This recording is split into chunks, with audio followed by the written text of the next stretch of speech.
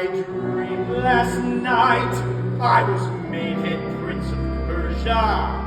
And furthermore, I had issued a decree that one and all in my presence they must bow down. But the Jewish folk, they won't bend a knee.